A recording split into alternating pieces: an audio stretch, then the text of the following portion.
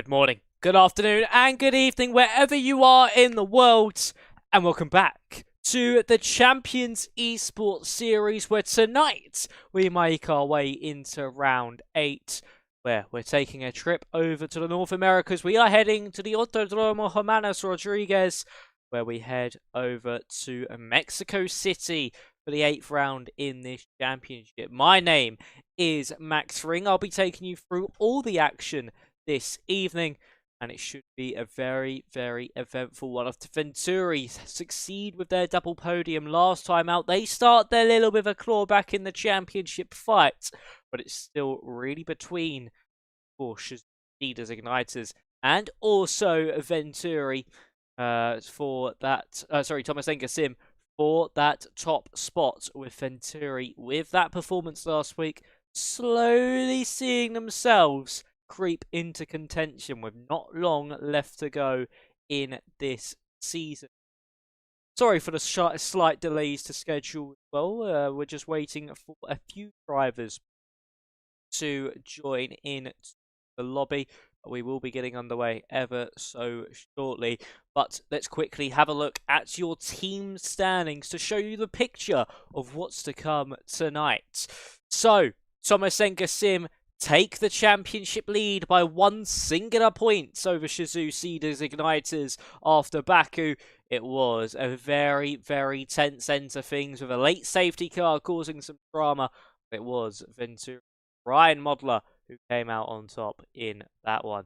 Then, of course, in third place, it's Ventauri Esports. They're on 201 points. There's still an outside threat for that title, but they're going to need a lot of work to do. They need more of the results we saw last week for Shizu and Tomas Enge, and they need to start trying to win races and getting some double podium finishes. Then we have Tartan Restech in fourth place on 192. A disappointing outing last time out from FVR Campeonato. Steezem on 176 points.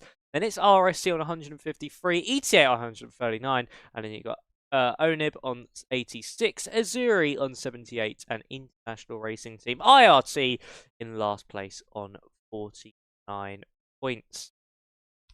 But we are just about to head into qualifying. Drivers have just readied up. We are going to head trackside in a couple of moments' time.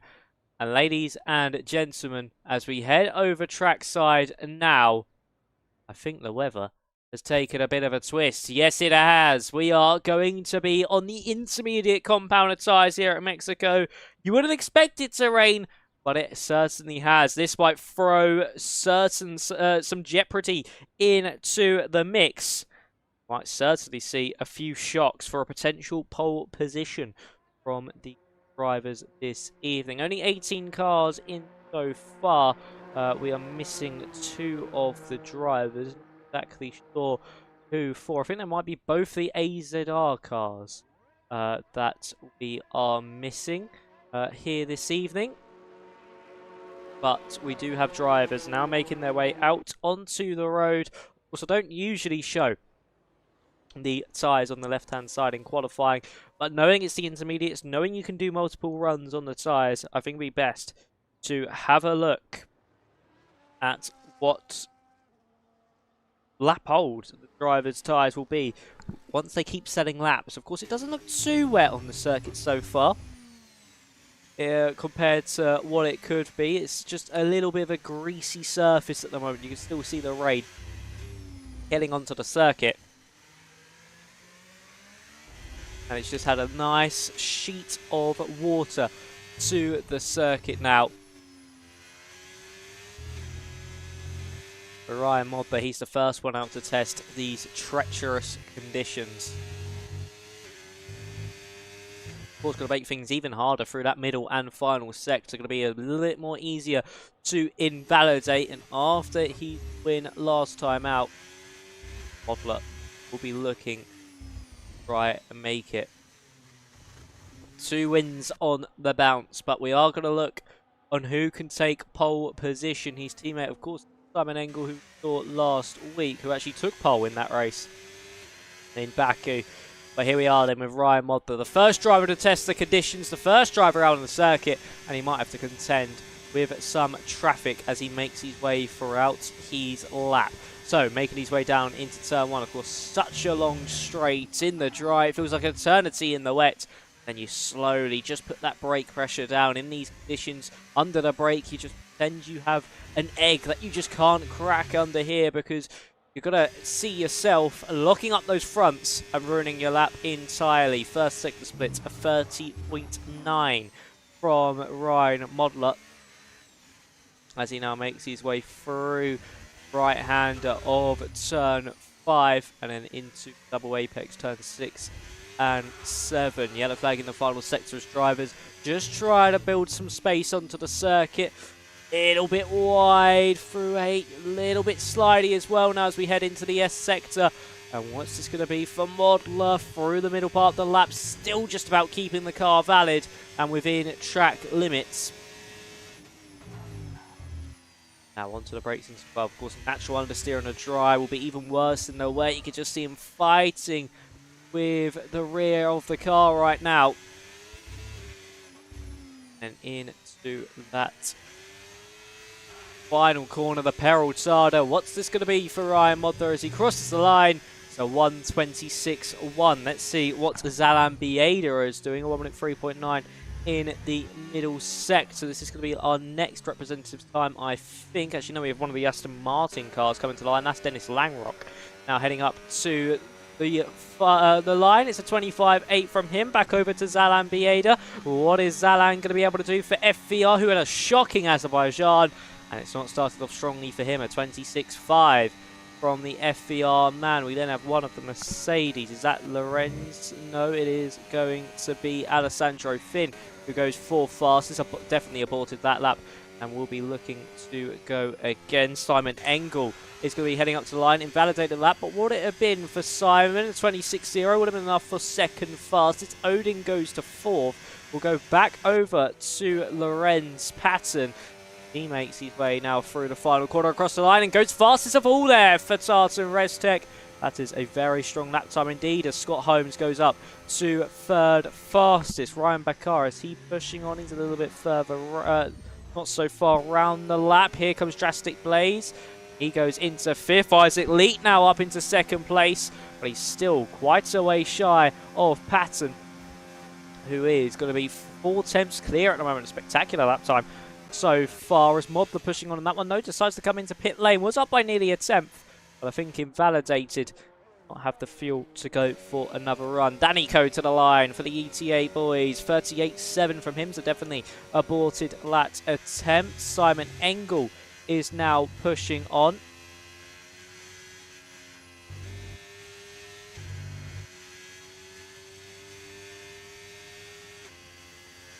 And we shall see what Simon can do.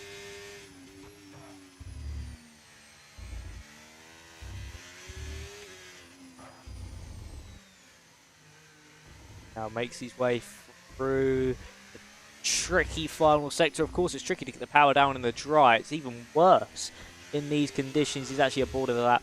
Going to come into pit lane. What about Tashubi for RSC? Did quite a good comeback drive, actually. Last week did Tashubi. Looking to capitalise off that once again. As now through the final corner comes the V-Carb. And it's 2nd fastest. Only 6 thousandths off that pole position lap time. A brilliant start to the session. Actually, Zalan Bieda's looking at the soft compounder tyres, and it definitely does seem like it's drying up ever so slightly. But it might not be. These first runs matter too much. It's just drivers getting a lap time on the board. Certainly does look a lot drier. I think the rain has actually come to a stop now. So we are going to have a changing session in terms of conditions.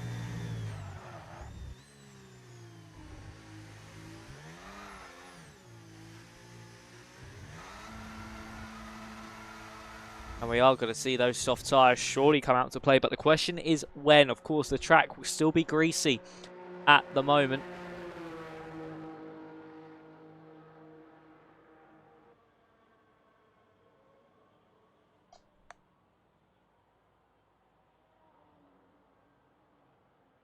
Are we going to see anyone brave it just yet? Simon Engel's actually decided to come out onto the intermediates, which is probably still just about the quicker tyre for now. As Scott Holmes now goes fastest of all on a 25.6. You can see how quickly this track is ramping up. And we got also Lucas on a lap time. He's pushing on. The Patton back to the top now on a 24.3. Only 3 attempts clear of Scott Holmes this time around. What about Lucas for RSC? Oh, a big slide there from the V-Carb. The 1 minute 3.0 in the middle sector. You can see those tyres are certainly starting to overheat. They're starting to scream. But these drivers still going on the intermediates. No one risking to come out just yet on the softs. Now for Lucas, what's this going to be as he makes his way to the line? Will it be enough for a front row start as it currently stands across the line? No, second row for Lucas. 2 attempts shy of Scott Holmes. 5 attempts back from Lorenz Patton. As of course Engel, Blaze and Odin all come out onto the road. Dennis Lanrock is now pushing on to a lap as well.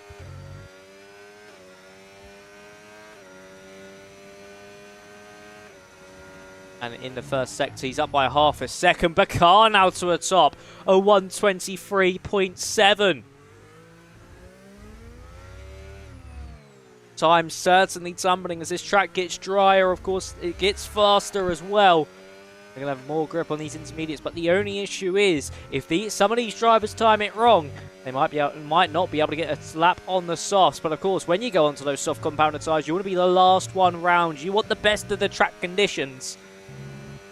And I wouldn't be surprised if we see some soft runs probably within the next minute or two. I say that, Thomas Bowser has already come out onto the circuit on the soft. Same with Christoph as well. The soft tyre runners are now starting to come out as Alessandro Finn as well. Here comes Lanrock to the line. What's this going to be for him? He's actually aborted the lap to come in for a set of the softs. Could have potentially rivaled Brian Baku for that provisional pole, but I don't think it will matter too much at this rate. Just down to the fact those soft tyres are looking to be the one these drivers want to be on. So as we go over to Alessandro Finn, he's the first one on the softs. How is he going to deliver in these conditions?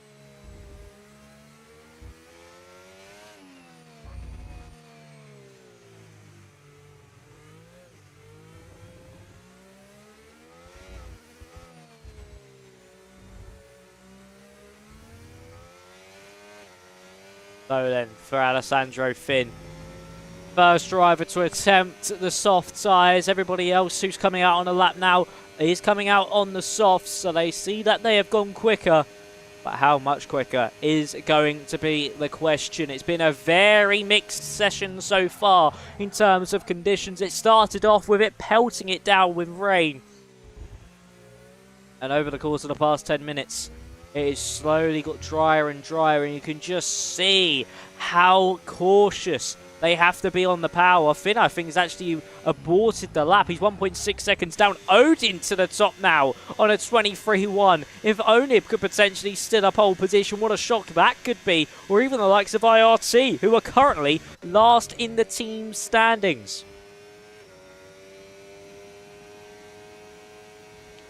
And also, there will be some news, is that 20 points will be deducted from AZR if they can't get a full lineup for the race, which is per the rules, if Ariang Sanger does not turn up for this one. So that could be interesting in their championship against not only Onib, but also IRT as well, who could potentially themselves go to the very top, go to 9th place in the standings, if all goes well here tonight. So through the middle sector, of course, Tomas hasn't set a lap time now, but he's already on a 1:01. So those softs are definitely quicker than the intermediates.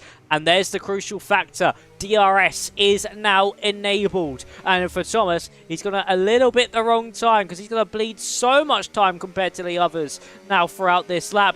But luckily for him, he will have another attempt. At 22.7 is his lap time across the board. But with more drivers now making their way around the circuit on laps, it's going to be times tumbling thick and fast. We've just seen Tashubi there, unfortunately, invalidate his lap. Did Alessandro Finn go again. Yes, he has. He's 1.3 seconds up now on his previous best. Just waiting to see if anyone is a little bit further around. Simon Engel. Isaac leads his at 21.4 from Isaac. We've still got Simon Engel to come, who spun through the middle sector on board of the Ferrari. See him spin the car out. I think he touched the paint, and it's still a little bit slippery there, but luckily for Engel, he keeps unscathed. He's not into the wall as his teammate Modeler goes quickest of all. And we've just seen one of the V-Cubs come to the line. I think that was of Tashubi. Yes, it was. And now we're going to go back over to Alessandro Finn, currently 13th fastest. Where is the Mercedes going to go? He saw the spin for Engel on his lap, and he goes to the top of the times. Finn now to the very top. And he is 4 tenths clear of Ryan Modeler and co. Got a strong lap time there from Finn, but of course this means nothing at this stage. Drivers are going to be going faster and faster. As I say that, there's Scott Holmes, the first driver into the 19s. Danny Coe to second fastest on a 1 minute 20.3. Spectacular lap time there from the ET8 man to put himself within a fighting chance of a strong position here. What about his teammate of Marcel Pabst? He crosses the line, goes fastest of all, a 19.0, as this track constantly improves as each car trundles round the circuit. And now for Marcel Pabst, he is the one that leads the way. Who's going to be next on the lap? Is it going to be Patton? It does seem like it's going to be Lorenz Patton, who set the early pace on those intermediate compounded tyres. And it's now looking to potentially be the one to set the pace. And actually, no, he's aborted this lap. And he's going to let through the McLaren of Danico. And I think he's either setting up to do another run in a moment, or he's going to come into pit lane just due to the time constraint to put on a fresh set of tyres and not be caught out by the conditions.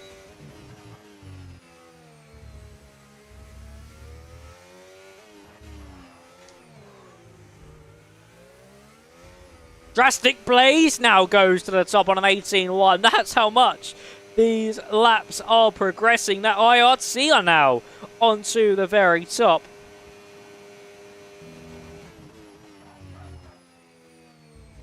I'm not sure why Francesco Largo's not come out yet in this session.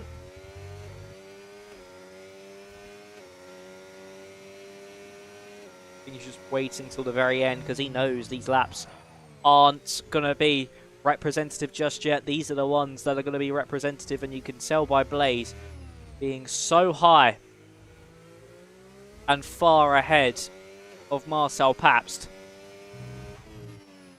that the track is certainly improving, and I am correct. There is Francesco Largo making his first excursion onto the road here this evening. Really relying this all down to one lap. It's first or bust, really, for Largo.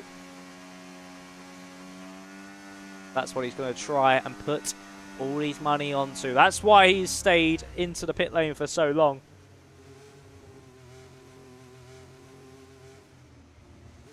Put all his money on this lap, and that'll be the end of Drastic Blaze's session. Have IRT got the timing right? But he's going to top 10 start. Will they just fall short? His teammate Tomas will be the first driver around to set a lap time. Currently lying on a 1 minute 22.7. We see confirmation that Bright Blaze won't be coming out again. He's retired from the session.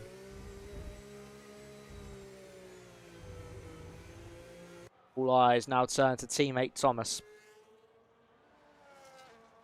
For IRT's hopes of a top 10. And he's the first one that's going to be round on these final laps. Drivers want to leave it late to get the best track conditions, but Tomas has gone against the status quo.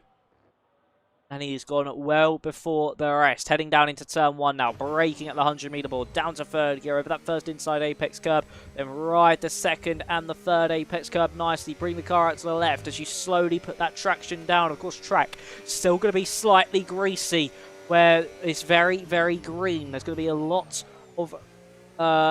less grip on the circuit than you see in your normal dry session. He's 2.2 seconds up in that first sector already. He's going to be finding time as each lap ticks by, as each corner ticks by, as we now see through 8 and into the middle sector, the S section of this lap time. He's surely going to pip his teammates to that provisional pole for now, but has he timed it too soon, as he is going to come under a bit of traffic? He's 6 seconds up on his previous best. Oh, taking a bit too much curb there at turn 12. And now into the stadium we go, the Curva de Sol. He's going to be held up ever so slightly by a McLaren. It's off. He's run through the Peraltada. He's nearly into the wall, and that's going to be that for Tomas Bausa. He goes fastest of all with a 15.2, but that cost him so dearly. And the next to the line will be, I think, Francesco Largo. It is going to be Largo. Tomas will not be happy with that one, as Paps didn't even make it to the line. So Marcel Paps did all that impeding for no reason at all. And Largo, purple in the middle sector, had a moment through turn 12. And now into the Peraltada he goes. He gets it clean. He gets no traffic. And up to the line comes the Alpine. What is this going to be for Largo? The benchmark is a 13.8. From the Alpine driver. I think it might be his teammate next to the line of Isaac Leeds. It is, and he goes fastest of all. Here comes Ryan Modler through the Peraltada. Odin to third fastest, instantly replaced by Tashubi. Ryan Modler to the line, only third fastest. Just misses out on the front row, but his teammate Enge looking to make it back-to-back pole positions. He now goes to the top of the times. Langrock, 5th fastest. Where is, of course, his teammate Scott Holmes for Thomas Enge Sim? We have one of the Mercedes drivers coming to the line. That's Patton. That's Lucas to 5th. And now here comes Scott Holmes to the line for Thomas Enge. 6th fastest for him. Does out-qualify teammates, of course, Dennis Langrock. But for Thomas Enge, another tricky qualifying session in this championship. It's 2 in a row when it comes to tricky qualifyings, but for Simon Enge, it's 2 in a row when it comes to pole positions, as he snatches it from Isaac Leet's grasp by 0.02 of a second, and it's slotting in between Leet and his teammates of Largo. It was Ryan Bakar for FVR and Alessandro Finn, and it was Largo, Bieda, Holmes, Lucas, Modler, and Langrock rounding out the top 10, before we see Tashubi, Patton, Daniko, Odin, Thomas, Blaze, Pabst, and Christoph wasn't able to get another lap time on the board. Once again, of course, we are going to have our lobby restart here this evening.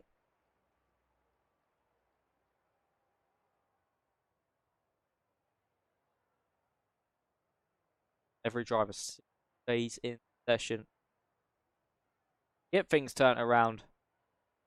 I'll go again. It is going to be a hard medium strategy here tonight, so make sure to tune in and keep. This is a good moment to refill your drinks, maybe grab some popcorn or some other snacks, and we'll see you in a few moments time, so make sure you stick around. Could Shazoo potentially regain that lead from Thomas Enge Sim? They keep changing race by race who takes that top spot, who will finally get their legs out in front. But I'll see in a few moments time, can Simon Enge convert this pole position, or will Isaac Leet or Francesco Largo reign supreme? You never know, so stick around and find out. See you in a few moments time.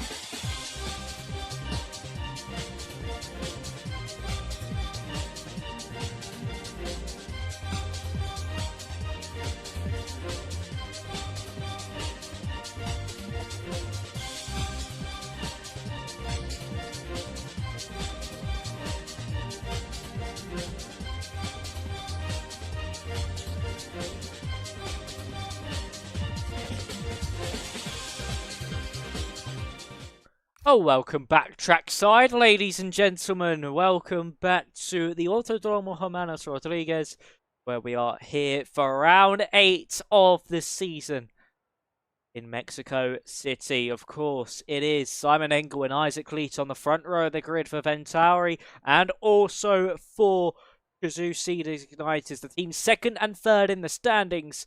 And if Shizou outscore, of course, Tomas Enge Sim by 2 points today, they'll reclaim that championship lead they lost last time out. It is going to be all down to the wire stuff. It could be a one-stop versus the two-stop. It could be solely one-stops from the drivers here this evening. We're just going to have to wait and see how the strategy plays out tonight. But, of course, the championship is the bigger picture. We are nearing the end of the season, and we have the 3 front runners for the title. It is 2 just streaking further clear of Tomas Enge and also Shizou, but in the outside threats, the team that have slowly stepped up to the challenge in the previous few races, that is Ventauri East. They're now going to be looking at bringing that gap down to the top 2 in the standings, and the fight will be well and truly on between the 3. Nearing that moment, it's underway. Of course, you've got Baku and Finn in the mix as well in 3rd and 4th. They could potentially spoil some of the team's fun out there. Of course, they split the 2 Alpines of Francesco Largo and Isaac Leet. Ryan Modler down in 8th place. You can't rule him out either. The 2 Tomas Enge Sim boys, they're in the top 10 as well. It's been disappointing for them in the recent few weeks at Silverstone and Baku for Tomas Enge, but this could be a good way to start to claw back some momentum in this race. And of course, Tomas Enge, they have that upper hand. That 1 point is oh so crucial. Don't realise how crucial getting those points paying positions are until the end of the season, or when you're in scenarios like this where it's 1 point that separates top 2 in the standings.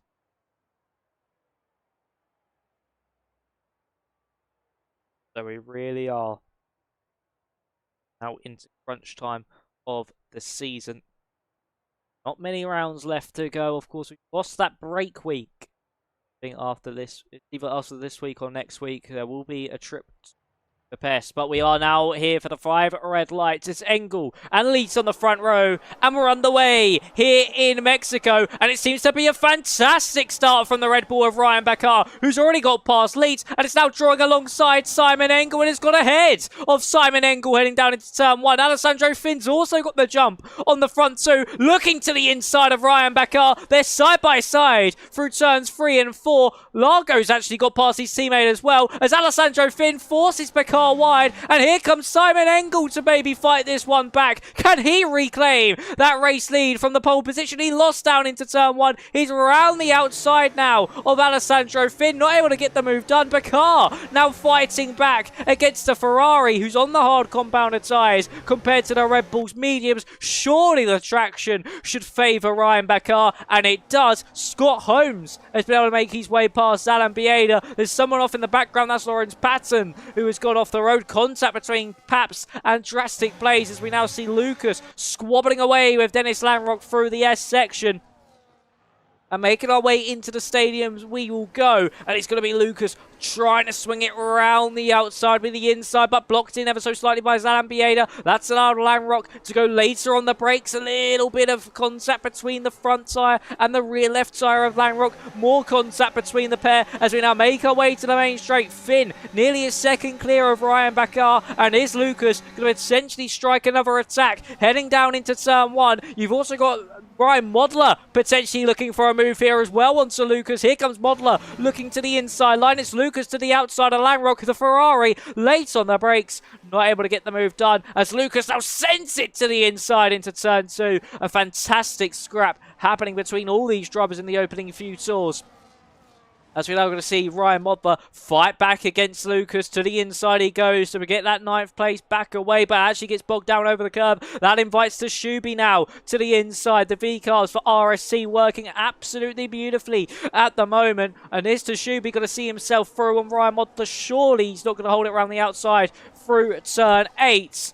And he will not hold it around the outside through turn 8 as Ryan Modler has just got that position in his hands still. And Lorenz Patton, after a poor exit there for Tashubi out of the middle sector, is now going to be looking for a run, but not going to be close enough with the DRS to get an attack underway. Looking at the tyres, both Shazoo, both VNC drivers on the hard compounder tyres.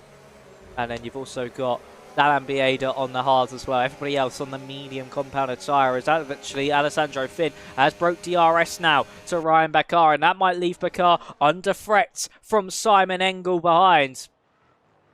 But no move being made there. As there is Scott Holmes to the inside of Isaac Lee. That was a very late lunge indeed. And he's just not been able to pick it up, but he's now got the DRS heading up into turn 4. And he's picked off Isaac Leet, who's dropped down another position. Those hards not working too well at the moment for the likes of Engel and Leet, as Bakar has actually broke back within DRS of Alessandro Finn, as we now see Paps versus Odin, as they're now side by side for 16th place. Who's going to come out on top in this one? There's contact, and Marcel Paps sent into a half spin, got saved by the kick Sauber, and Drastic Blaze will say thank you very much. I'll move myself back up into 17th place, but crucially for them, these guys have lost DRS to the train ahead.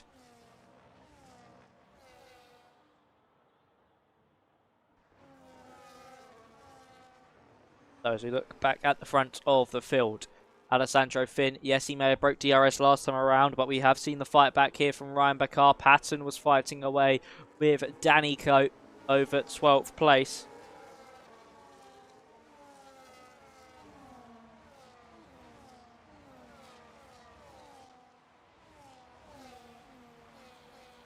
And are we going to see anybody try a lunge? Of course, some of these drivers will be tucking out the slipstream just to keep their engine cool. It does get quite warm, quite toasty around here. And less engine power really does cost you dearly. Especially at a circuit like Mexico where power is oh so important.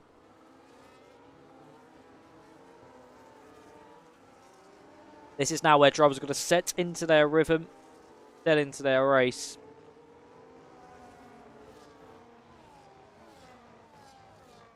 Now we'll just slowly bring this race back down in terms of action. There won't be too much in the opening stint, only really drivers getting past each other if they're severely quicker, even in their management phases.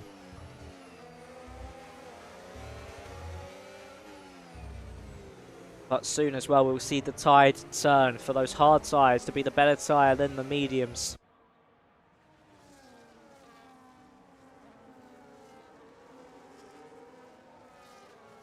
As we still see Patton. Of course, on that previous tour, did try and fight Danny Coe on this tour, was able to close up to the back of Tashubi, but not close enough for any moves. You can see how aggressively these drivers are moving out to keep their engines cool, especially Ryan Modler in the Ferrari. We are going to see these hard tyres come fast and soon, and expect the likes of Engel, Leet, Largo, Bieda, and also Modler to make their way up through the field. Now they've got them into a working temperature, and as those mediums start to degrade, these hards will be the tyre you want to be on.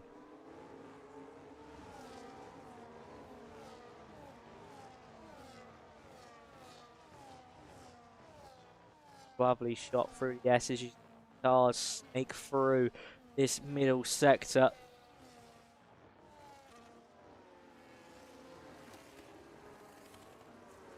And we are starting to see those hard tyres level out compared to the rest of the field. They are slowly getting better.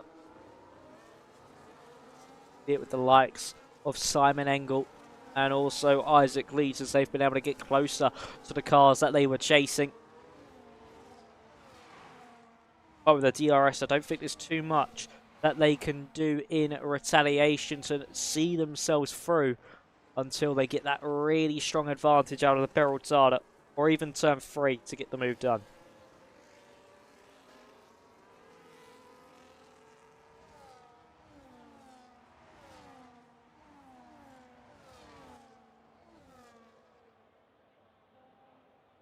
Anyone close enough for a move? Potentially Ryan Modlow is all over the back of Lucas there, and was actually trying to use attack his best form of defense, as Dennis Langrock was in front of him.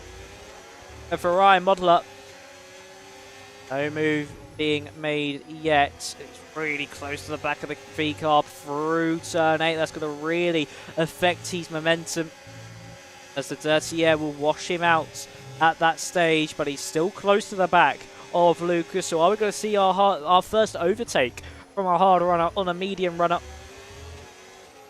And it come via the way of the German.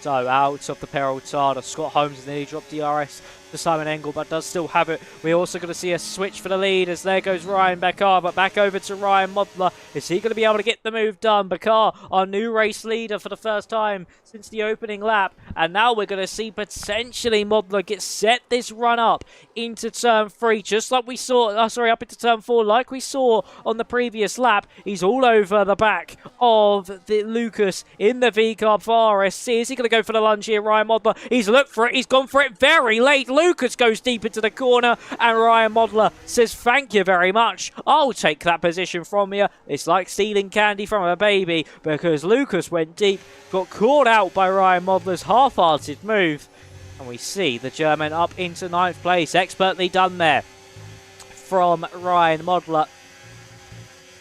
He breaks into the top 9 as Isaac Leeds all over the back of Scott Holmes, who's really starting to struggle. Same with Alessandro Finn as well. I think Ryan Bakar was doing an expert level job of looking after those tyres. Just sitting behind Alessandro Finn. Of course, he nearly dropped a second out in the opening couple of laps. And he gets past Alessandro Finn. He's already 1.3 seconds clear, so we could see 2 moves down the main straight on this lap. We'll go on to the off-board shot to see if we can look at Simon Enge as well, potentially lining up the move. He does line up the move on to Alessandro Finn. He gets by with ease. But for Isaac Leet, not so easy against Scott Holmes. But potentially wants to get the run out of turn 3 and open up that DRS. Into the slipstream he'll go of the Aston Martin. But no move being made just yet. I think that could be a big error here from Isaac Leet. He had the opportunity to go by and be on the back of Alessandro Finn, but he's elected to sit behind.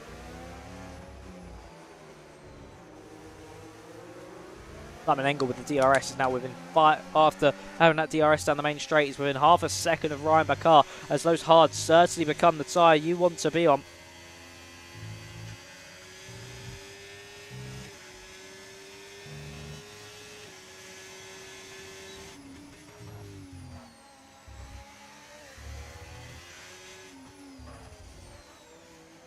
Are we finally going to see a move from Isaac Leeds at this stage?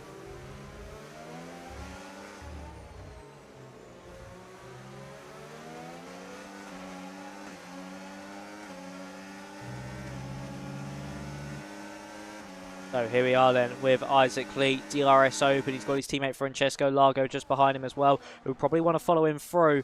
Is Lee going to go for it this time around? He's getting closer. He looks for the lunge. He's extremely late. Bit is just avoided by both the Alpine and the Aston Martin, and through goes Isaac Lee. Left it late, a little bit of contact between the pair, but rough is fair, and we're going to see potentially Francesco Largo look to the outside line through turn 4. Can he sweep the car to the inside now for turn 5?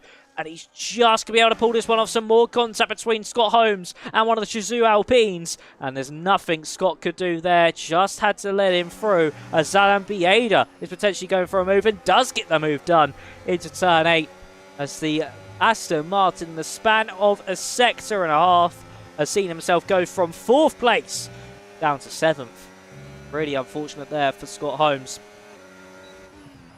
On these medium compounded tyres, does seem to be struggling quite a lot. The same with Alessandro Finn, because look at that, Isaac Leet is already all over the back of the Mercedes car.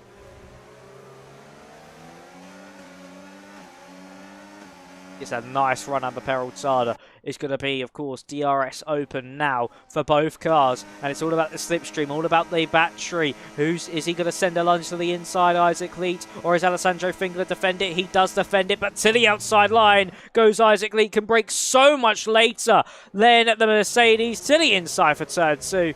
And he sees himself up into 3rd place. Next on his list will be Simon Enge, but crucially for him, they're both on the same compound of tyres. And for Francesco Largo, he's going to recreate the move we saw him do on Scott Holmes, round the outside through 4, the inside for 5. And he's been able to pull this one off before we even get up into turn 6. He is up into 4th place as Ryan Modler gets past the Thomas Enge sim car of Dennis Lanrock. His next victim will be, of course, Scott Holmes, as Alessandro Finn has been passed by Zalan Bieda into turn 8. And just like we saw for Scott Holmes, Alessandro Finn has succumbed to the same fate of losing 3 positions at the exact same corners.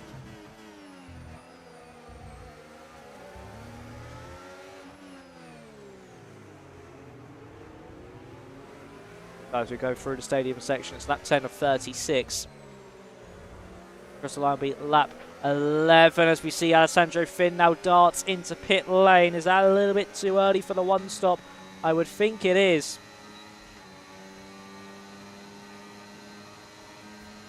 But Holmes is now going to be under pressure from Ryan Modler as well, as he's lost DRS from the cars in front. Is Modler going to send it?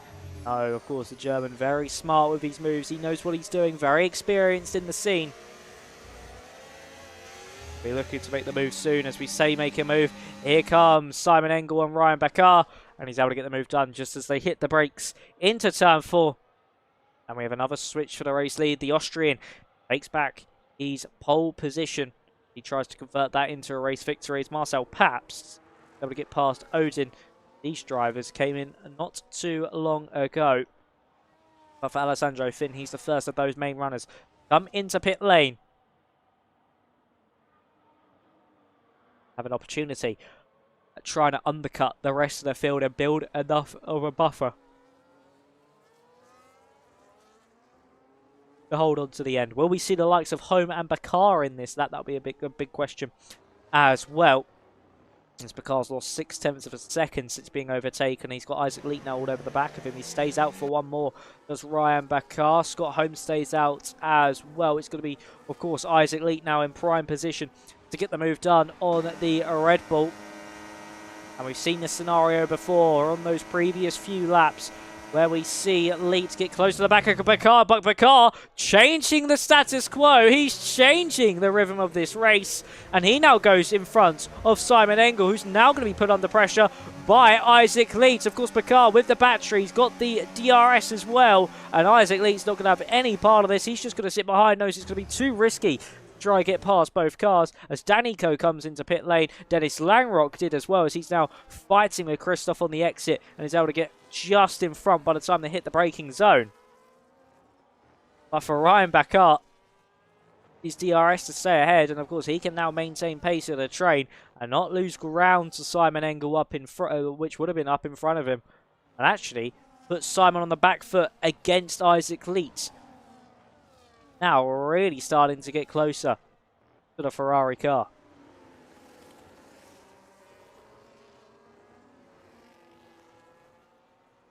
Train covered by mere tenths of a second. Car not into pit lane yet. Neither is Scott Holmes, it seems, in the background. It's the likes of the Tsubi, Patton, Balsara Blaze going to be coming into the pit lane. It does seem like Patton is. Yes, he is into pit lane. That's the second of the two Mercedes in, and Tomas is as well. But here comes Simon Enge onto Ryan Bakar, as easy as you like with the DRS. Gets the move done. Goes a little bit deep into that first corner, but I don't think he'll be worried too much. And now, surely, if you're Isaac Leet, you've got to get this move done on Ryan Bakar. Now you've got the DRS, you've got the battery, you have the superior grip. But no, elects to sit behind again and just waits his turn against the Red Bull driver, but he better pray Bakar doesn't lose too much time to Enge now as they enter that middle sector.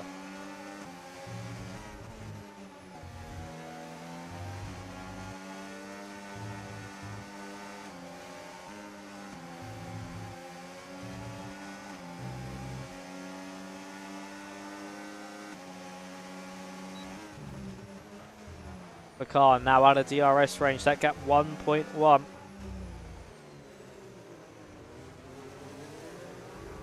And surely either Baku comes into pit lane or Isaac Lee has to get by. And Baku does come into pit lane out of the Peraltada.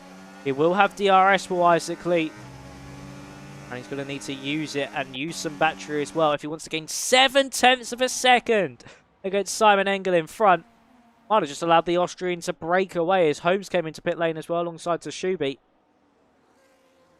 And Isaac Lee into the braking zone of turn 1. Found 3 temps there. How much is he going to find? Now, heading up into turn 3 with turn 4, sorry, with the DRS. 1.4. Up 2 temps, potentially 3 temps found by the time they hit the brakes. Yeah, 3 temps of a second he found against Simon Enge. Up into turn 4. To hammer it on for the rest of the lap if he wants any chance of breaking back into that DRS range of the Austrian. Well, the Ventauri man might have just done an absolute wonderful job at keeping his position. Be able to give himself a prime opportunity for jumping the likes of Leeton in that traffic, because of course the likes of Finn and Langrock, they've already stopped. Finn with a lovely undercut now up into 7th place and will be the leader of that train. Same with Dennis Langrock as well, up into 8th, whereas we see the likes of Baku down to 13th and Scott Holmes down to 15th place respectively. That undercut's really worked, but I think Finn and Langrock might potentially struggle near the end and have to go to a 2-stop strategy. Blaze now into pit lane. He's the last of the medium runners to come in.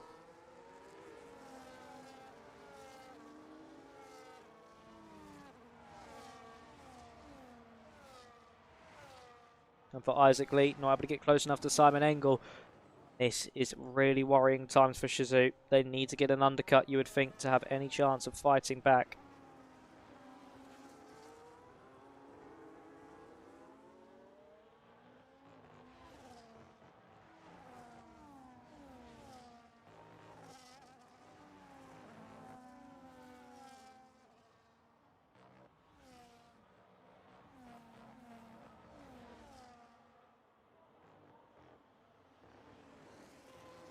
Isaac makes his way through the right-hander into the Cabo de Sol, the stadium section. We're on lap 15 of 36, not too far away from this halfway stage as Blaze picks up our first 3-second time penalty after coming into the pits. Actually, we see Patton all over the back as well with Odin. He's going to go for that move, is Patton. Able to get by the kick Sauber with relative ease as we see a switch between the two Alpines. It's Largo now in front of Isaac Lee, trying to use that DRS effectively to move themselves back within, of course, Simon Engel's DRS range.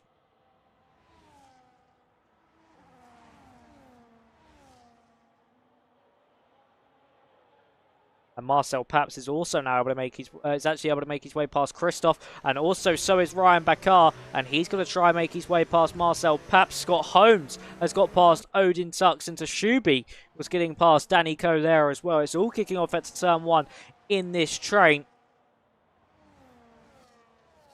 And for Scott Holmes, he has to settle for 13th at the moment. Patton all over the back of Christoph, who boxed 7 laps ago, and Marcel Paps boxed 9 laps ago.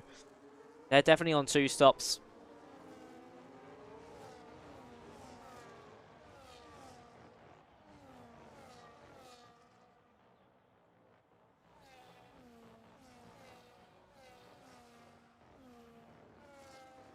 And now heading into turn 12, Patton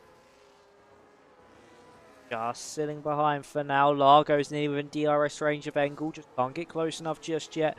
That gap teetering on the edge of a second, but of course he needs to go through the rest of the lap before he gets another burst, before he gets a burst of DRS if he's in that 1-second window. Here comes Patton finally now on to Christoph in front. Ryan Baku will be doing the same against Marcel Paps. That'll be an easy move for the Red Bull. We can actually see it in this shots here. There goes Baku through on Paps, and Christoph picks up 3 seconds heading into the corner. So just misjudged his angle of the car, his placement of the car, heading into the braking zone.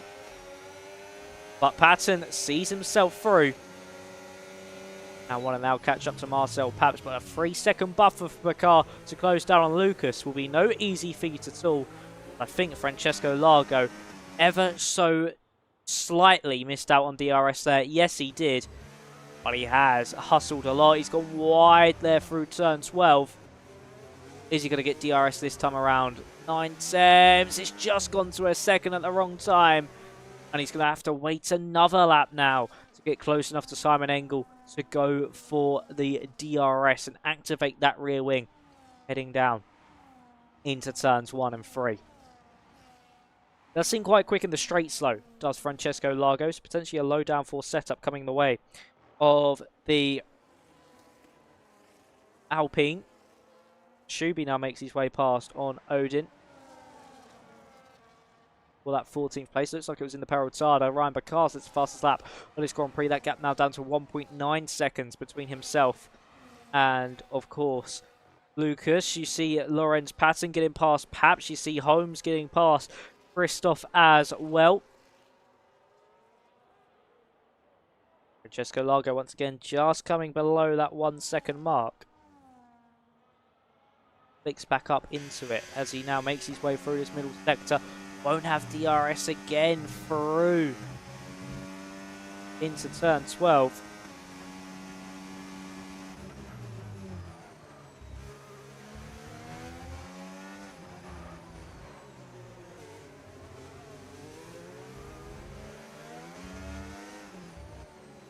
Now through the Perotada. This time it looks like he has DRS.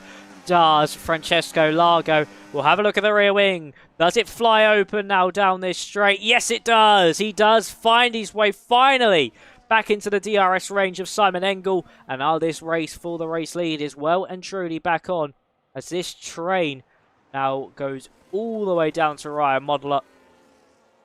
These 3 cars, the Ventauri sandwich.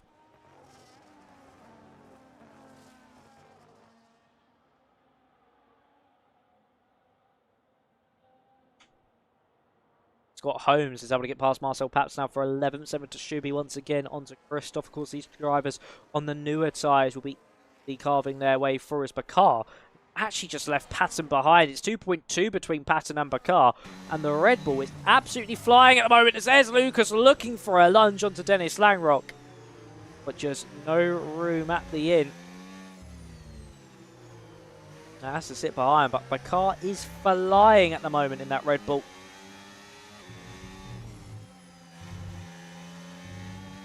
FVR have split their strategies.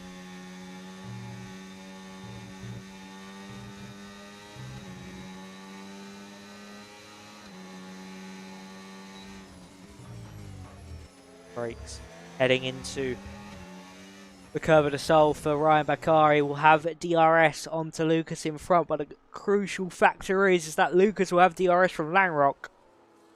Of course, in turn, will have DRS from Alessandro Finn. And at the front of the field, Largo getting closer to the back of Simon Engel. Is Bakar going to use some batteries? He's going to try and navigate his way past Lucas at his first available opportunity. Down into turn 1. No, he just seems a little bit too far back, but we could be talking about an exit up into turn 4. See how he does now. Oh, big slide there from Lucas, and that certainly gives Bakar the bigger exit. It was all over the road there from the V-carb, and Ryan Bakar says, thank you very much. I'll see myself through on his former team and his former teammates. And he's up into 8th place, but that was a very scary moment there for Lucas. Very lucky to keep the car facing the right direction. Still be in this race, because that car was very, very loose indeed. When you see the likes of Engel, Largo, Leet, Yada and Modler into the pit lane, I'm expecting potentially around about lap 22 to 23.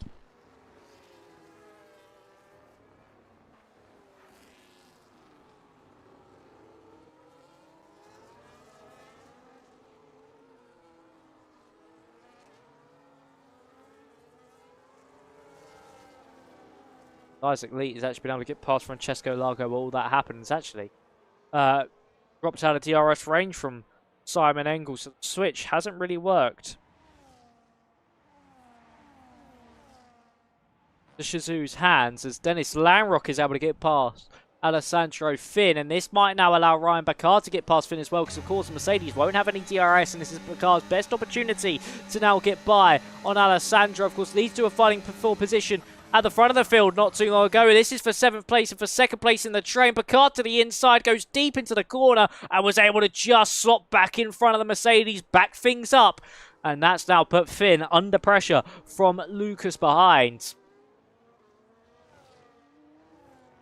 Of Alessandro Finn. He's dropped 2 places in the span of 2 DRS straights and is really struggling in that dirty air. And it's got Lucas doubled over the back of him. Could he make it 3 places lost? Not many corners at all. Wide goes Alessandro Finn as well. They just try and keep the car on the road. Largos actually drops out of DRS range of his teammate Isaac Lee, but luckily for him, he'll have the DRS to pull himself back inside that, I think. And Lee just was missing out on Engel's DRS there by a few hundredths of a second, as Christoph and Marcel Paps are in again. Of course, they're on the 2-stop strategy.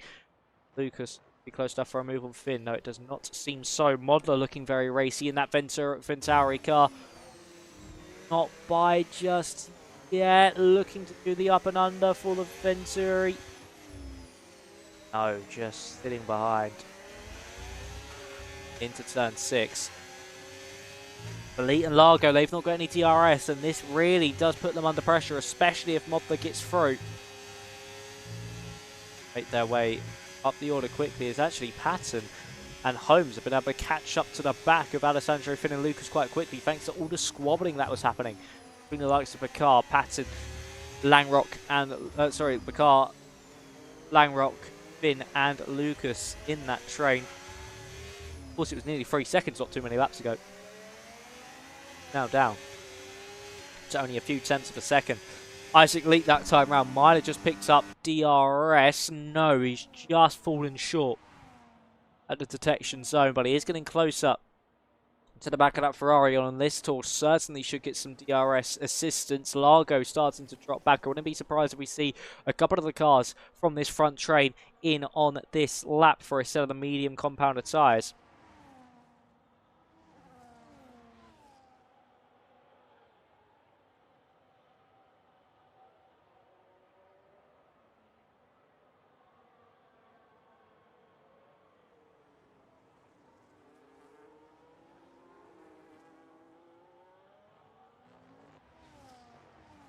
Isaac Lee really needs to get DRS here, I feel.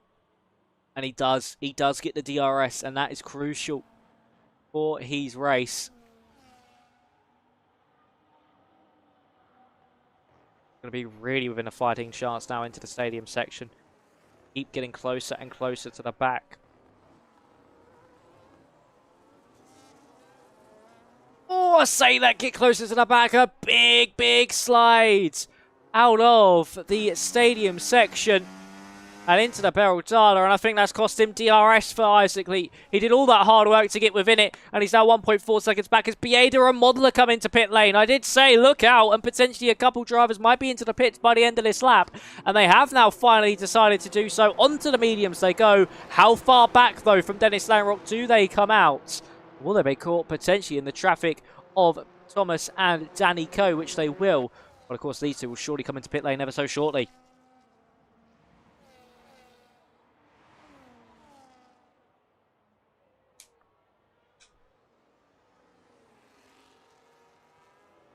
Marcel Paps, it's a new fastest lap of the race on the medium compounded tyres. Oh, sorry, the hards compounded tyres.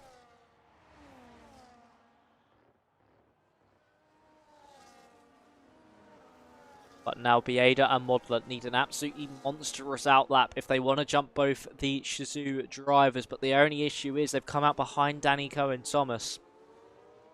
What really old hard compounded tyres. And Modler's actually trying to get past Bieda on this lap. Look at him go. He's hustling the back of that Red Bull. But you can't fight, boys. There's no point in fighting just yet. As Engel's into pit lane, Leet stays out, and Largo's in as well. So Leet deciding to stay out a lap longer. And there goes Zalambieda to the inside of Danico. Modler trying to follow him through as well. That's risky from the Ferrari. As Izzy made his way through in the Peraltada, he'll surely have the traction game against the Mercedes. The McLaren. But where did these drivers come out compared to Largo? They've completely jumped Francesco Largo, have Bieda and Ryan Modler. But Simon Engel is still just a little bit too far clear for them. But crucially for Francesco Largo, he's come out behind Danico.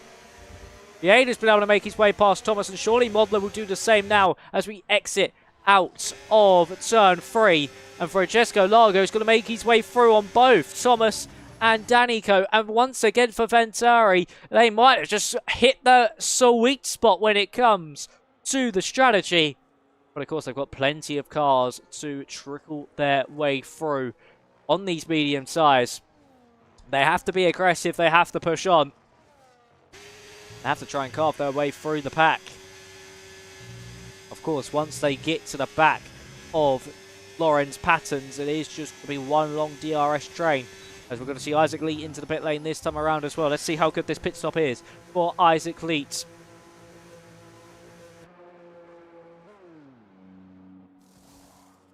Onto us in the meet goes the Alpine.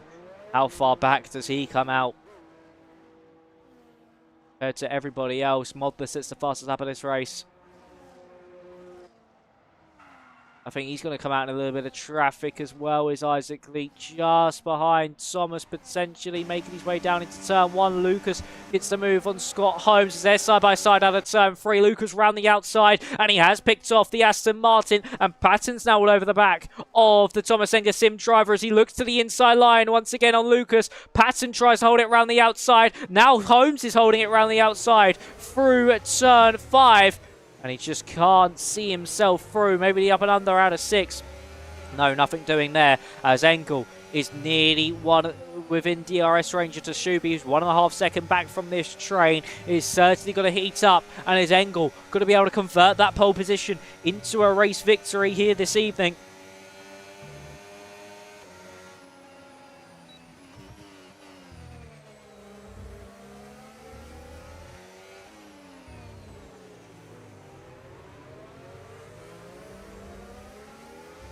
And for Engel, he's going to be the first driver onto these boys. Just to the inside he goes, into the Peraltada. It's bold, it's brave, it's beautiful from Simon Engel as the Shubi was able to find the DRS range on the cars in front. And he has now got 10 laps to carve his way through this pack as Langrock is able to get past Ryan Bakar at the front of the field of the DRS. Holmes might be going for another attack here onto Lucas, potentially up into turn 3. And now heading through.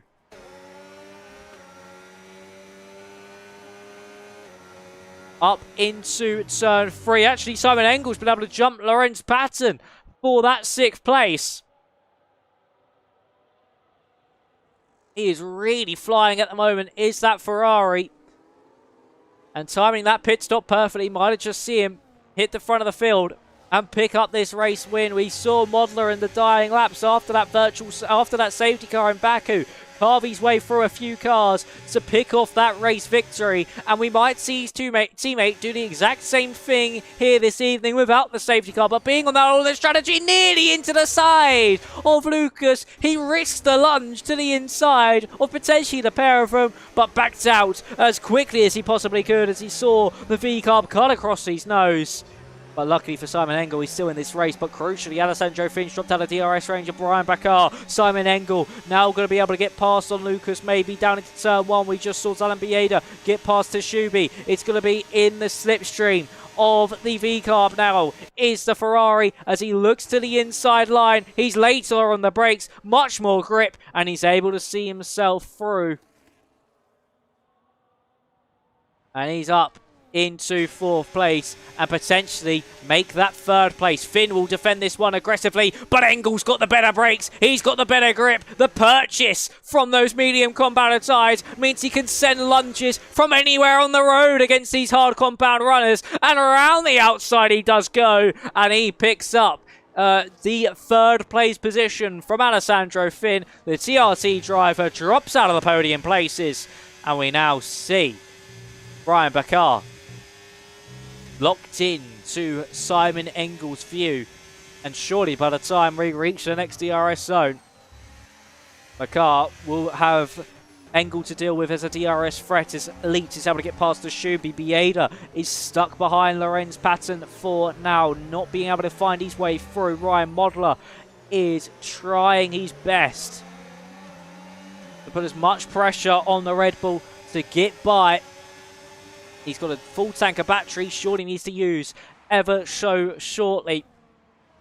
As Baku is able to get past Dennis Langrock. Engel's just a little bit too far back for any attacks at the moment. We see Lucas going for a move on to Alessandro Finn. There's a little bit of contact between the pair. There's Salam Bieda able to get past Lorenz Patton. And that's now put a car between himself and Ryan Modler. Here comes Scott Holmes onto, of course, Lucas and also Alessandro Finn. We're 3 wide heading into turn 3. Salam Bieda says thank you very much to the Mercedes going slowly. He's made contact with Lucas and he's picked off 2 cars in 2 corners in a late braking move that nobody saw coming. Ryan Modler trying to go around the outside of both the TRT Mercedes. That's not really worked out in his favour. Let's Largo now looking to the inside. To the outside of all 4 of them. And he's been able to make his way through. Francesco Largo from 10th. From 11th up to 8th. And he's absolutely expertly pulled that one off. As Ryan Modler gets a 10-second time penalty for gaining a place off the road. I'm not sure if that can get removed. As here comes Largo now to the inside of Lorenz Patton. And he's made his way up now into the top 7. And these could be crucial points for Shizou that he's picking up. As Tomas Enge Sim still have a 2-4, but that will surely be dispatched within a few laps' time. But Holmes being in 4th place, 3 seconds off Engel, potentially means that Langrock can still get his podium as he hits the back of Ryan Baku, and that's invited Engel now to the outside line. Spectacular stuff here in Mexico City as Engel moves himself up into 2nd. Modler now squabbling away with Isaac Leet over 9th place in this race as Largo's able to get past Lucas as well. Can't take your eyes off the action as Engel is all over the back of Ryan Baku now.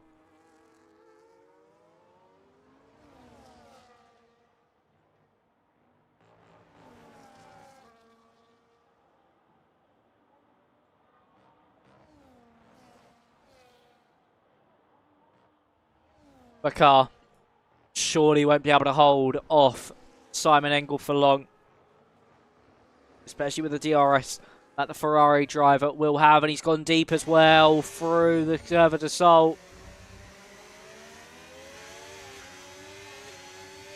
And that just puts him in a bit more jeopardy as the DRS is now open for Simon Engel. Baku defends very late indeed, but through goes Engel. And here comes Leet as well onto Lorenz Patton. I'm not sure if Modler's potentially got some damage because he's really dropped off the pace. And through goes Isaac Leet. Has Modler got any front wing damage? No, he's just maybe had his feathers a little bit ruffled.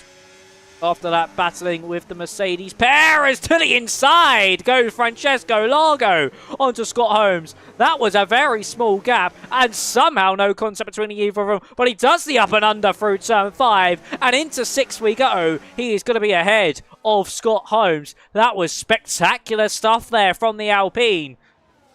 He now sees Salam Bieda in his sights as they tried to hunt down Langrock, Baku and Engel.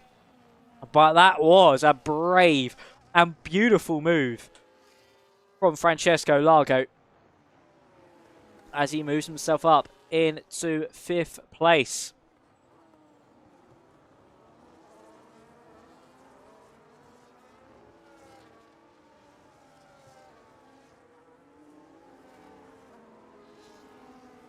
So as Engel is just streaking clear of Ryan Baku. Baku will try to close up with the DRS he's got now, but he's just going to be a little bit too far short. As Isaac Leet's able to get past Lucas, and Tashubi and Alessandro Finn squabbling in the background as well.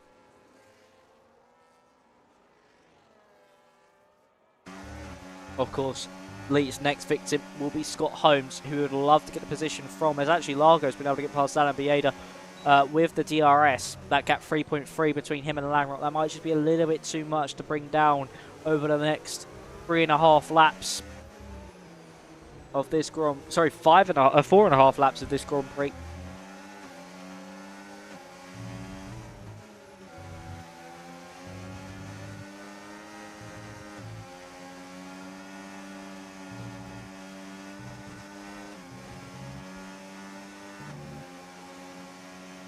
DRS, of course, open for Isaac Lee.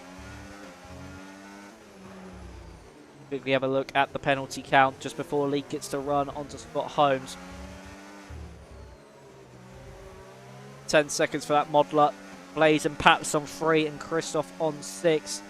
Biggest gainer in this race is actually Tomas. Dennis Lamrock up 7. Biggest loser is Isaac Lee, as Bakar has been able to get past Simon Enge. So it's not over yet at the front of the field. Bakar still fighting strong in this one. And we'll now have the DRS to break away from the Ferrari as well down the straight. So for Ryan Bakar, he could potentially still pick this one off with 3.5 laps to go now.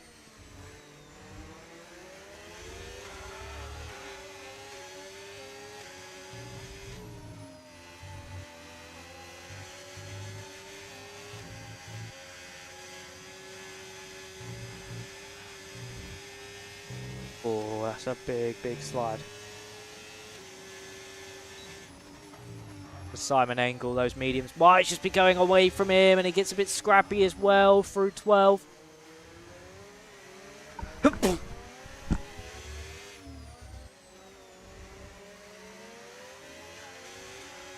Largo 2.5 seconds behind Dennis Lamrock. That'll be such crucial points for Shizou if he's able to get past that.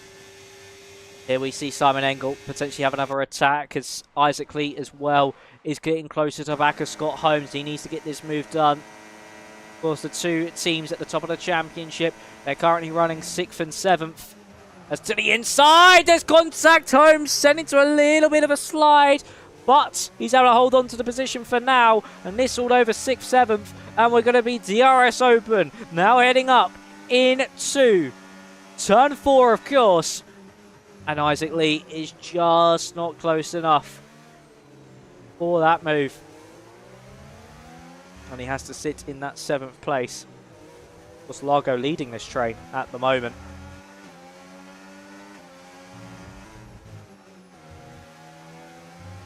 Simon Enge, he's just a little bit too far back from Ryan Bakar at the moment as well. Dennis Lamrock doing a stellar job on those tyres so far. 22 laps he's taken them. They'll surely be screaming.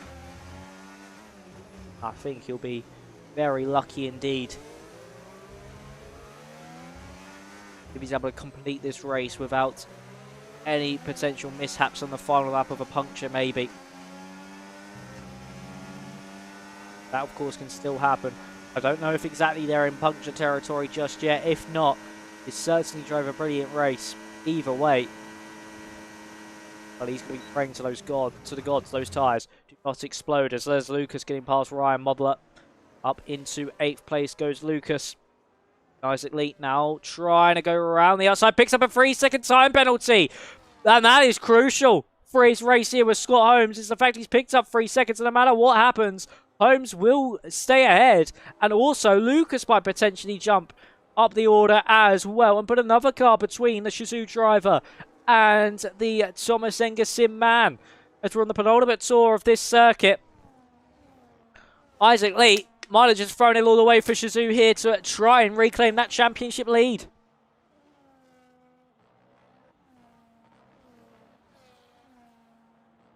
But as we head to the front of the field, as they're about to start the final tour of this circuit, it's Bakar versus Enge.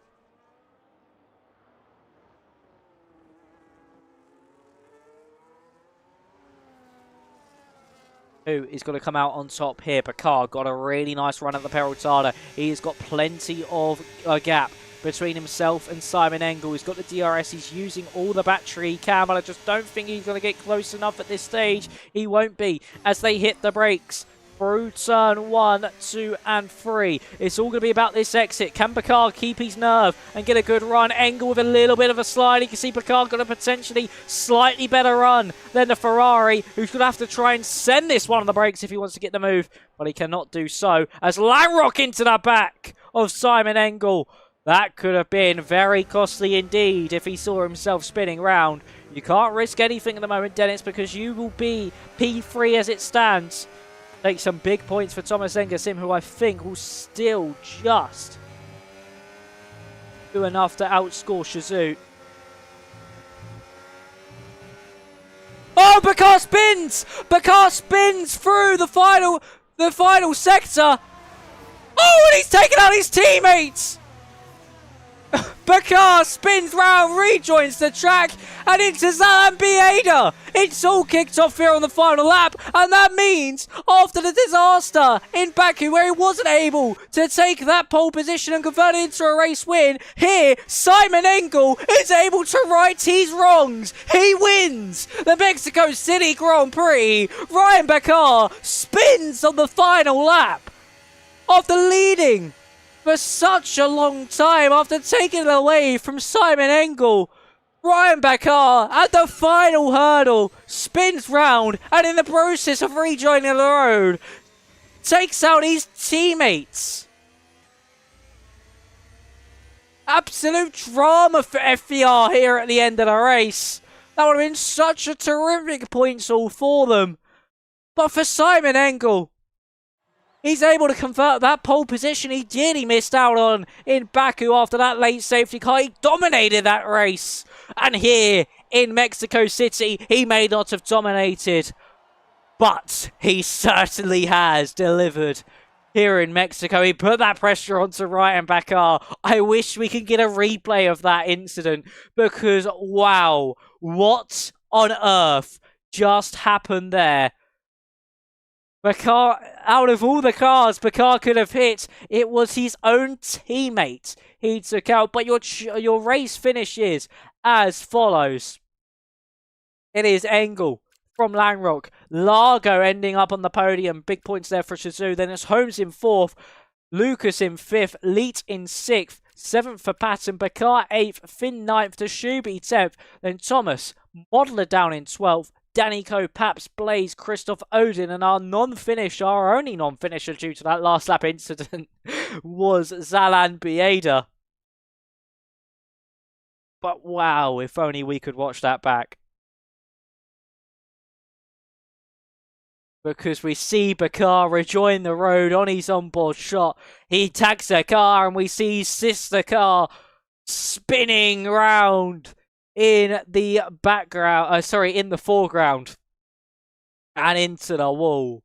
What a chaotic end to a very chaotic race indeed. There is drama all throughout the field here this evening, and I think Tomas Enge have done enough to hold on to their championship lead, but Ventauri certainly are putting themselves as quite sneaky contenders for this title. Modeler, if you can get that penalty removed, can still get points for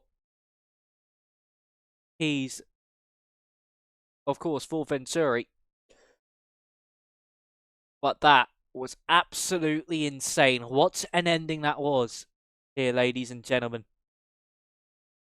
We are, of course, going to quickly run you through your calendar before we head off. But for Simon Enge, that was absolutely just probably something he didn't expect. He went into that final lap potentially, once he didn't get the move done into turn 1, expecting a second place finish. That's all he was expecting. And then heading through the middle sector, Baku spins round, and an opportunity presents itself that nobody was expecting. Baku was surely tipped to hold on to that race victory, but the pressure and the wear, it got to him. And for Ryan Baku, it ends in the worst way possible. Not only did he spin and lose the race victory, he also hit his teammates as well. That is utter disaster for FVR. Been on one of their biggest point hauls of the season. Gone horribly wrong. But let's quickly run you through your calendar for the remainder of this season. I think it has actually been updated. Yes, it has. So instead of a break week next week, it will be a trip to the Hungaro Ring for round 10. So I quickly update this calendar for you, ladies and gentlemen. We can look.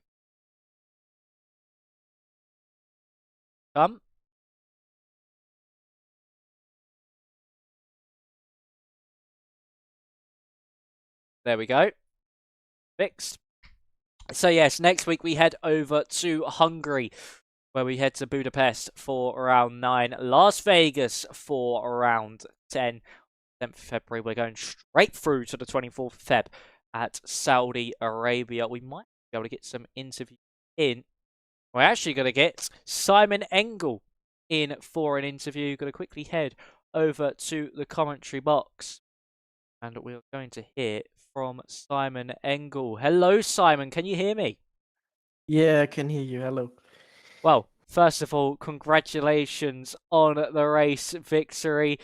Of course, probably came in circumstances you wasn't expecting. Talk us through what went through your head there on that final lap. Man, I was muted in the voice chat and like I already gave up after sector 1. I was tire saving because I also had 77% tire wear. And then I was tire saving through the S's. Then I saw Rihanna spinning out of the S's, nearly killing me as well. And man, the last sector I had to laugh like the whole time because it was the funniest thing I've ever seen in this game, I think. Yeah, it certainly was quite funny to see, because not only did he spin, he took out his teammate of Zalan Bieda. Oh, that must have been something to watch. I mean, that was an opportunity you probably was not expecting to grasp at all.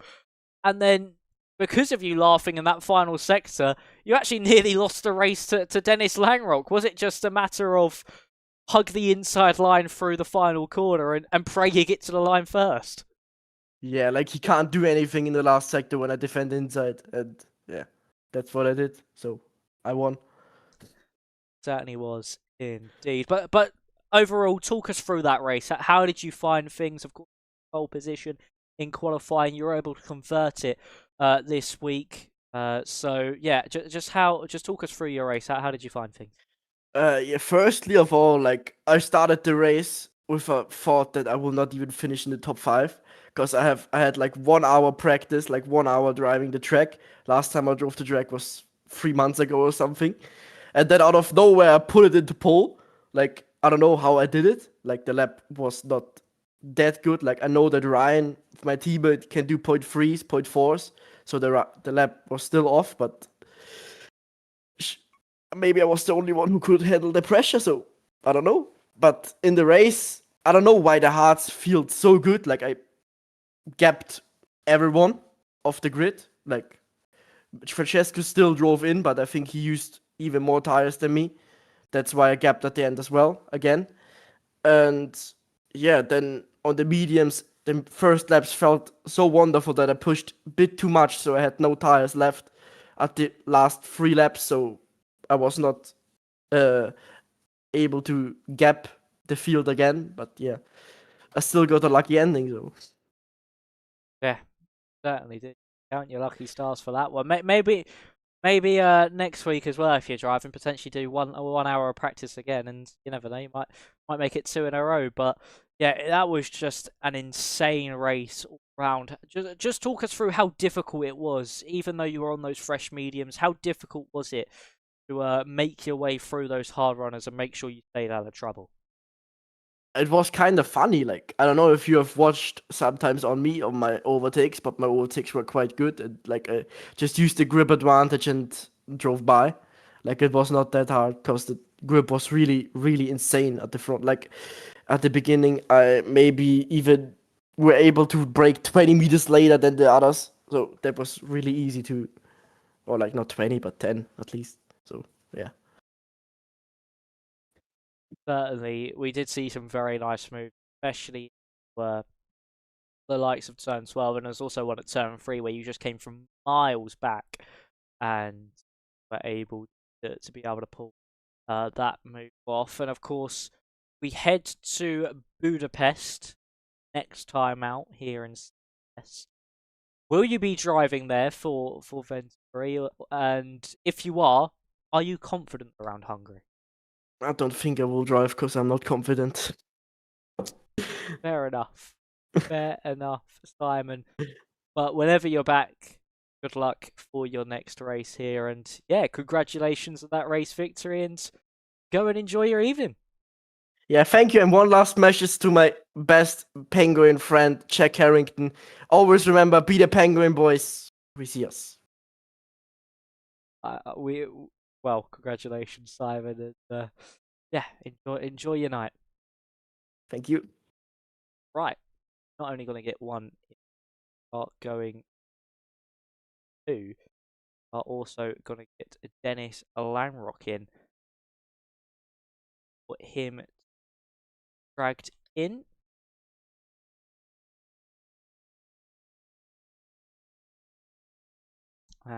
Then we'll be hearing from the man who finished second in that race, who also had prime viewing to that of Brian Bakar spin. Hello, Dennis. Can you hear me?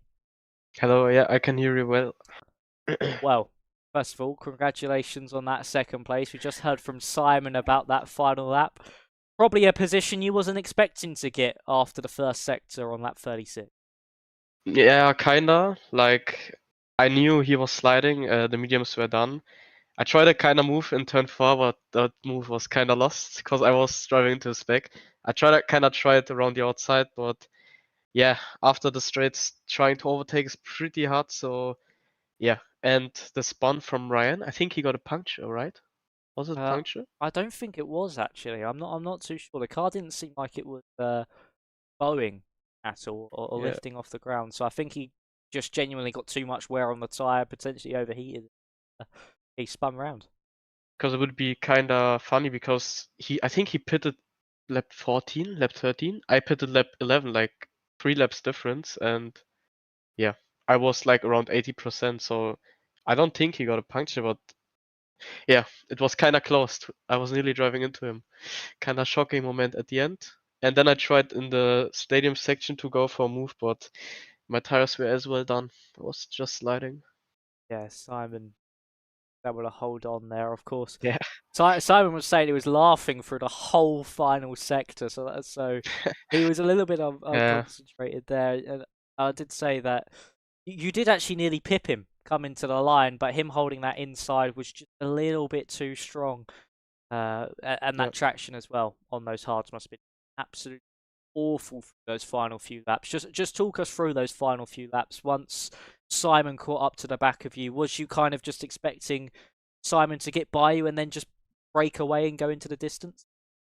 Yeah, it was kind of also tricky for me because I needed to look at my tire wear as well because I put it kind of early, not early, but was pretty, yeah, like normal lap 11 was. Needed to look at my tire wear as well, so I could not push too much. So yeah, for the first few, I just wanted to that Ryan can pass me because I knew he's on fresher tires, and then we can get a gap. So yeah, I was letting him by, trying to get a gap, and yeah, Simon had such a big different advantage at the beginning, but yeah, then at the end he was just sliding, but. Yeah, I just wanted to save tires, stay in the train, and then go for a move at the last laps. Certainly happened. Did really well. You climbed quite a few places from your grid spot. Just it seemed like a very strong race from you overall, and your strategy gamble worked into your favor. Was you always going to go for that little bit of an undercut on everybody else, or was you expecting more people to box around about when you did? Yeah, actually, we wanted to go long at the beginning because in front of me was one FER guy and he was on hard. So yeah, we can just stay with him in the DOS train, go long. But then my engineer Arik done a really good call, sent me in lap 11 to go with the TOT guy. So yeah, that worked pretty well. And yeah, qualifying was a bit unlucky the last lap. I had more grip than expected, so yeah. Yeah, it was a very tricky qualifying session. Actually, I didn't ask Simon this, but I'll ask you just how did you find that qualifying? Of course, coming from wet to dry. You said you wasn't expecting to have that much grip. Was it tricky to judge into each corner what the car would do onto the brakes and getting it rotated through? Yeah, for example, in the rain, I was feeling really comfortable, had good pace, and also in the dry in practice, I had really good pace. So yeah, I was expecting more from the qualifying than P10, but yeah, it was just on the outlap, I was just testing a bit the grip difference, but yeah, then into turn one, I was just braking, turning, and it was so much turn in. I was going completely over the inside curb, and that also lost me 2/10 around. So yeah, could have handled that better. So yeah, kind of lost from my side there. I mean, that didn't happen. You potentially couldn't have got the podium. So it all worked out in the end. But yeah, I asked this question to Simon. Of course, we head to Budapest next week. No break week coming our way for the rest of this. Will you be racing for Tomas Enge? And are you confident around Hungary if you are racing? I don't know at the moment, but I don't like Hungary that much. Not a track for me. I can look, I can start practicing a bit and then decide. But yeah, maybe some other guys will drive. I don't know at the moment. Everyone is good in the team, so yeah, we will see. Well, congratulations, Dennis. Enjoy it the rest of your evening. Whenever we see you again, we hope to see you back in the comms box. Yeah, thank you. Also, really good commentating. See you. Bye bye. Well, that was the interviews, ladies and gentlemen, and that is where we are going to leave tonight. We'll quickly have one last look at the calendar. Of course, as I mentioned, Hungary next week, the 3rd of February, before we head over stateside for the Sin City Grand Prix in Las Vegas on the 10th of Feb, before we head to South America for Brazil for round 11. And then to end the season at Saudi Arabia on of Feb. But I have been Max Ring. I have been your commentator for the evening. Thank you all very much for watching Champions for round number 8 here at Mexico. Thank you to ABS Esports for helping put this on. Well, and of course, Driveline Media for making this production possible for you guys to watch at home. But make sure you tune in next week. You will be joined in the commentary box next week by, I want to say it is going to be Joseph, potentially next week. Either Joseph Black or myself. But either way, join us at 7 p.m. UK time. Or, of course, 8 o'clock Central European time. But we shall see you in the next one. Thank you all very much for watching. It was a very chaotic Mexican Grand Prix. Will we see the same amount of chaos in Hungary? Have to wait and see. Monaco without the walls lines up next. See you over in Hungary. Thank you all very much for watching, and